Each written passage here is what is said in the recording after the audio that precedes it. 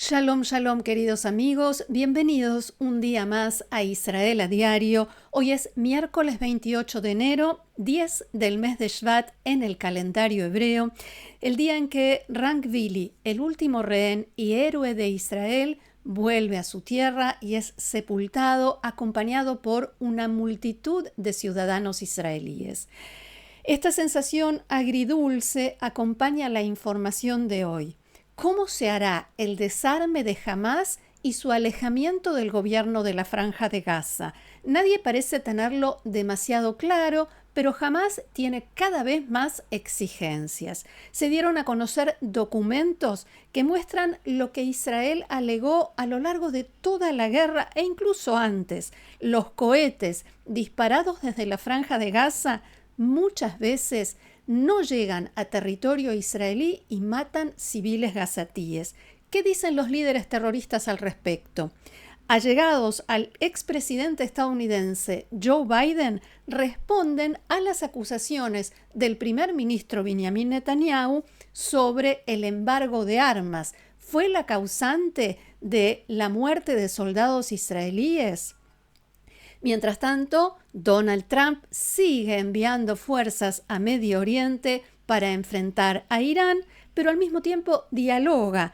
¿Qué posibilidades hay de que el conflicto se resuelva por la vía diplomática? De todo esto y más vamos a hablar, pero antes quiero recordarles que Israel a Diario cuenta con el auspicio de Fabián Levy, el agente de viajes de la comunidad latinoamericana en Israel. Allí les dejo los datos de contacto, pueden llamarlo desde cualquier lugar del mundo y les cuento que varios de los seguidores del canal lo han recomendado en los comentarios.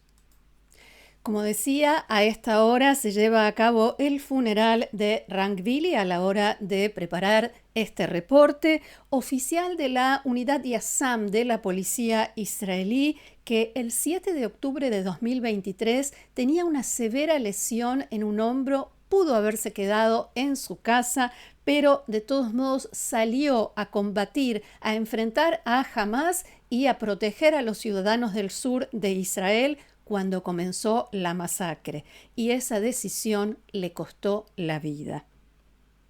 Anoche, en la Plaza de los Rehenes en la ciudad de Tel Aviv, el Foro de Familiares de Rehenes realizó una ceremonia durante la cual fue apagado el reloj, se detuvo el reloj y allí lo vemos, el instante en que se detuvo el reloj que marcaba los días de cautiverio de los rehenes que fueron secuestrados en Israel el 7 de octubre de 2023. El simbólico momento tuvo lugar a las 5:30 de la tarde de ayer, hora local, cuando el reloj marcaba 843 días, 12 horas, 5 minutos y 59 segundos. Mientras tanto, ¿qué nos dicen los diarios y otros medios hoy aquí en Israel? Comencemos con el diario Maariv, que muestra una imagen de la frontera entre la Franja de Gaza y Egipto y titula El paso de Rafah primero. Y en la bajada cuenta que hoy se reabre en forma parcial el cruce fronterizo antes de su apertura total para el paso de personas. Maariv también habla sobre la nueva exigencia de Hamás en primera plana y en este artículo, cuyo título es Bienvenidos a la segunda fase, o sea, la segunda parte del plan de Trump para la Franja de Gaza. Aquí Maariv informa que Hamás está presionando y trabajando para que 10.000 de sus agentes policiales, dicho esto entre comillas, sean incorporados a las nuevas fuerzas de seguridad que habrá en la Franja de Gaza y que cuentan con el apoyo de Estados Unidos. La propuesta de Hamás, dice el diario, se enfrentará a la más firme oposición de Israel en momentos en que se discute la cuestión del desarme. Según informó la agencia de noticias Reuters, Hamás, que todavía domina casi la mitad de la Franja de Gaza, dice que solo se desarmará si Israel retira por completo sus tropas de la franja. Anoche, en una conferencia de prensa, el primer ministro Netanyahu se refirió a este tema y dijo: ya estoy escuchando declaraciones que dicen que permitiremos la reconstrucción de Gaza antes de la desmilitarización. Eso no ocurrirá. Netanyahu explicó que Israel tiene ahora dos prioridades: desmantelar el armamento de Hamás y desmilitarizar la Franja de Gaza. Me salió bien. Y dijo que solo hay dos opciones para lograr estos dos objetivos: el camino fácil, en sus palabras, o el camino difícil. Pero en cualquier caso, esto se hará. Y en su primera plana de hoy, el diario Haaretz avanza un artículo cuyo título es: en el ejército israelí no saben cómo se desarmará a Hamás al mismo tiempo que se reconstruye Gaza. De acuerdo con Haaretz, el gobierno israelí decidió aceptar la propuesta exigencia estadounidense de comenzar la reconstrucción de la zona de Rafah, no el paso fronterizo, sino toda el área, a cambio del compromiso de Hamás de desarmarse en un plazo de 100 días. Esto tiene que ver con la exigencia de Estados Unidos de diferenciar entre lo que ellos llaman la vieja franja de Gaza, que está bajo dominio de Hamás, y la nueva franja bajo el mando del gobierno de tecnócratas establecido por la Casa Blanca. Entonces, la reconstrucción de la vieja franja comenzará únicamente cuando finalice el proceso de desarme, mientras que en la parte nueva, en Rafah, se iniciarán los trabajos. Haaretz cita altos mandos de las fuerzas de seguridad israelíes que dicen que hay incertidumbre, o sea que no tienen idea de cómo será el paso a la segunda etapa. Oficiales de alto rango de Tzal dijeron a Haaretz en este artículo que estamos viendo que en las fuerzas de seguridad tampoco saben cómo se va a realizar en la práctica el desarme de Hamás, ni recibieron instrucciones al respecto. Además, en los acuerdos de cese de fuego no se establece si las armas serán entregadas a Israel o a la Fuerza de Estabilización Internacional, que de todas maneras todavía no se ha conformado, si serán destruidas o almacenadas y en ese caso, ¿dónde? Ni siquiera se ha establecido qué tipo de armas deberá entregar Hamás. Haaretz señala también que las fuerzas de seguridad le advirtieron tanto al primer ministro Netanyahu como al gabinete de seguridad que el gobierno de tecnócratas no debilita a Hamás, no lo afecta. Al contrario, como este gobierno nuevo no tiene su propio personal, se basa en la gente de Hamás, que esto es algo que habíamos explicado aquí hace unos días. La misma gente de Hamás que dirigía la Franja de Gaza antes del 7 de octubre de 2023. Así, en las áreas de educación, salud, economía, infraestructura y orden público, los hombres de Hamás vuelven a ocupar puestos clave. En el informe que leíamos hace unos instantes nada más en el diario Ma'ariv, también se refieren a este punto en particular y dicen que Hamás envió una carta a más de 40.000 empleados públicos de su gobierno y de las fuerzas de seguridad en la que les pide que cooperen con el nuevo comité de gobierno y al mismo tiempo les promete que está trabajando para integrarlos en el próximo gobierno de la Franja de Gaza, el que debería formarse en base al acuerdo de Donald Trump. Y esto me lleva al diario Israel Hayom de hoy, que nos dice que Hamás puso una condición a los estadounidenses y a los mediadores para iniciar las negociaciones sobre la entrega de sus armas.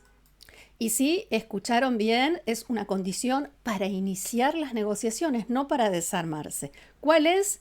Inmunidad total para funcionarios y terroristas de Hamás por temor a que Israel lance una campaña de eliminaciones selectivas ahora que el último rehén ha sido devuelto. Para Israel, esto significa en la práctica que no podría perseguir y eliminar a quienes trabajan para reorganizar el aparato terrorista en la Franja de Gaza, ni responder a eventuales ataques de Hamas.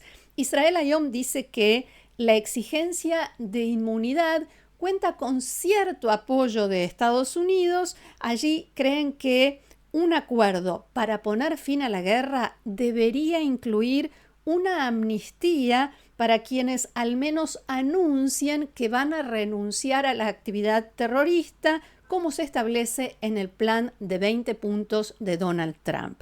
Según fuentes diplomáticas citadas por el diario, los estadounidenses transmitieron esta exigencia a Israel, que obviamente se negó a implementarla antes de que exista un acuerdo detallado y concreto, aplicable para desarmar completamente a las organizaciones terroristas que están en la Franja de Gaza. Siguiente imagen. Canal 11 de la televisión israelí, la televisión pública Kan, emitió anoche un extenso informe sobre las relaciones complicadas, por decirlo de algún modo, entre los dos principales grupos terroristas de la Franja de Gaza, Hamas y la Yihad Islámica. El reporte habla sobre cómo Hamas quiso dominar la Yihad Islámica, especialmente porque disparaba cohetes contra Israel. No es que ellos estén en contra de eso, sino que la Yihad provocó así varias rondas de enfrentamientos, como se conoce aquí, de enfrentamientos armados con Israel, y eso molestaba, perturbaba los planes de Hamas de simular silencio, calma total en la Franja de Gaza, mientras se preparaban para la invasión y la masacre del 7 de octubre. El informe también cita un memorando previo a esa fecha en el que un alto oficial militar de la Yihad Islámica resta importancia a un planteo de Hamas. Muchos de los cohetes que lanzó la Yihad Islámica en uno de los enfrentamientos con Israel, al que se refieren puntualmente en ese documento, no llegaron a territorio israelí y cayeron dentro de la Franja de Gaza, matando a civiles gazatíes. Akram al-Ajuri, uno de los líderes de la Yihad Islámica, dice en ese documento, abro comillas, «Estamos en guerra. Incluso si 1.000 palestinos mueren por fuego amigo, ese es el precio de la guerra». En una publicación en ex Twitter, el Ministerio de Relaciones Exteriores de Israel compartió la cita de Ajuri publicada por Kan y escribió, abro comillas otra vez, «Los líderes de la Yihad Islámica Palestina reconocieron que sus cohetes caían dentro de Gaza y mataban a civiles. Estos son sus valores, una organización terrorista que mata a sus propios civiles». Y vuelvo a la conferencia de prensa de anoche del primer ministro Netanyahu. Al final, y sin que nadie se lo preguntara, Netanyahu dijo que Israel pagó un precio muy alto en la guerra en términos de pérdida de vidas de soldados. Y allí vemos el informe de hoy de Canal 12 de la televisión israelí, porque esta declaración trajo, digamos, repercusiones. Y Netanyahu dijo que eso se debió en parte a un embargo decretado por el gobierno del anterior presidente de Estados Unidos, Joe Biden, que supuestamente provocó que Israel se quedara sin municiones o que no tuviera suficientes municiones. El primer ministro no especificó cuántos soldados perdieron la vida por este motivo ni cuándo ocurrió esto exactamente. Tampoco mencionó directamente al expresidente Joe Biden, pero dijo que el embargo terminó cuando volvió a asumir la presidencia Donald Trump. Netanyahu dijo que Israel no permitirá que esto vuelva a suceder y reiteró algo de lo que viene hablando ya desde hace unas semanas, que el país quiere volverse menos dependiente de la ayuda militar estadounidense en la próxima década. Amos Hochstein, uno de los principales asesores del expresidente Biden, dijo que el primer ministro estaba mintiendo. Sí, allí vemos un mensaje que difundió en su cuenta en X también y declaró al medio estadounidense Axios: Netanyahu no está diciendo la verdad y es desagradecido con un presidente que literalmente salvó a Israel en su momento más vulnerable.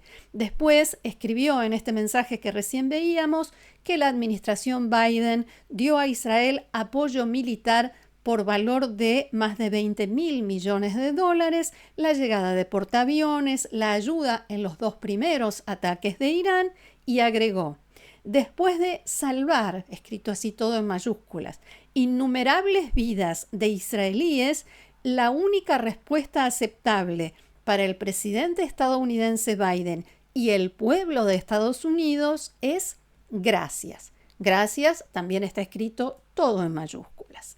Hochstein no fue el único que reaccionó de la ex administración Biden, pero todos dijeron más o menos lo mismo. Y de la Franja de Gaza y la guerra con Hamás nos vamos a Irán y la tensa y extensa espera con nuevas declaraciones del presidente estadounidense Donald Trump. Vamos a verlo. Y en junio destruimos por completo la capacidad nuclear de Irán en la operación Martillo de Medianoche. ¿Viste eso? La gente llevaba 22 años esperando para hacer eso y estuvimos justo al final. Ellos estaban a como un mes de tener un arma nuclear. Teníamos que hacerlo. Y por cierto, hay otra hermosa armada navegando de manera majestuosa hacia Irán en este momento. Así que ya veremos. Espero que lleguen a un acuerdo. Espero que lleguen a un acuerdo. Debieron haber hecho un acuerdo la primera vez. Tendrían un país.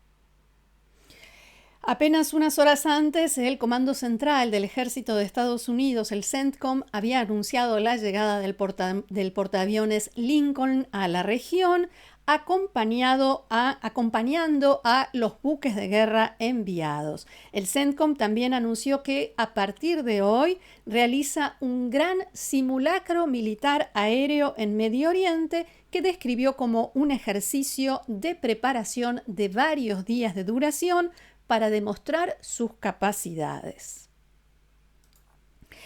Y el diario Israel Hayom de hoy precisamente abre su edición con este tema. El titular dice: Irán bajo presión. Washington y Teherán llevan a cabo contactos que no hacen públicos y la predisposición de Irán a hacer concesiones aumenta.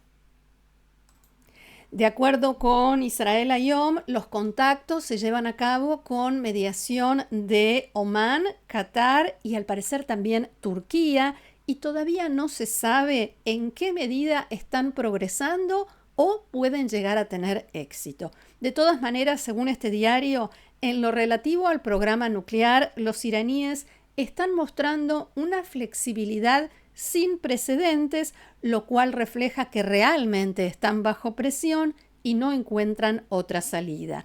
Fuentes iraníes dijeron hoy al canal qatarí Al Arabi Al Jadid que hay intensos esfuerzos diplomáticos entre Teherán y Washington. También lo confirmó el embajador de Irán en Egipto en declaraciones a la cadena Al Jazeera. Las fuentes que citaba hoy Al Arabi Al Jadid dijeron que Estados Unidos pone condiciones imposibles, inaceptables en lo relativo al programa nuclear, a los misiles de Irán, como así también respecto de su política regional. Y por eso, dicen los iraníes, no hay avances en las conversaciones.